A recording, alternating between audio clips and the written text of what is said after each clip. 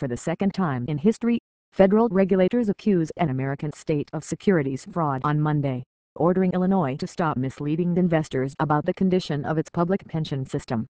In announcing a settlement with the state, the Securities and Exchange Commission said Illinois had passed a law in 1994 allowing itself to put less than the required amount into its pension system each year.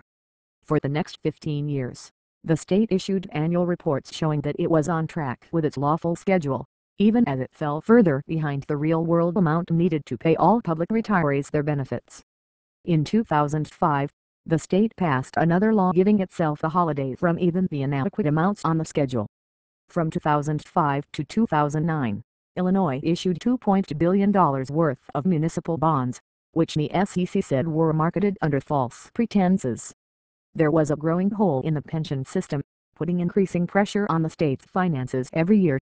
That raised the risk that at some point retirees and bond buyers would be competing for the same limited money. The risk grew greater every year, the S.E.C said, but investors could not see it by looking at Illinois disclosures.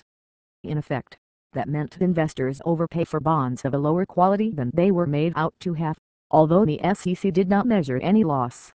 In Monday's settlement with the S.E.C, Illinois agreed to a cease and desist order without admitting or denying the accusations.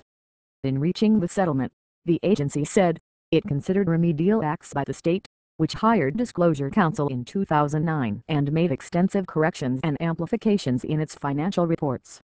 Municipal investors are no less entitled to truthful risk disclosures than other investors, said George S. Canellos, acting director of the S.E.C.'s Division of Enforcement.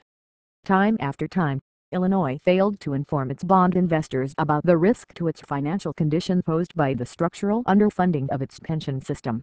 Because the states are legally sovereign, federal securities regulators have limited jurisdiction over their activities and can't take action only when there has been a fraud.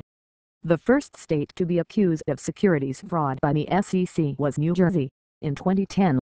The Commission found that New Jersey had also deceived the municipal bond market about the risks posed by its shaky pension system.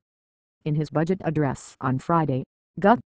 Pat Quinn of Illinois issued a clear warning that the pension system had to be fixed. Without pension reform, within 2 years, Illinois will be spending more on public pensions than on education, said Mr. Quinn, a Democrat. As I said to you a year ago, our state cannot continue on this path.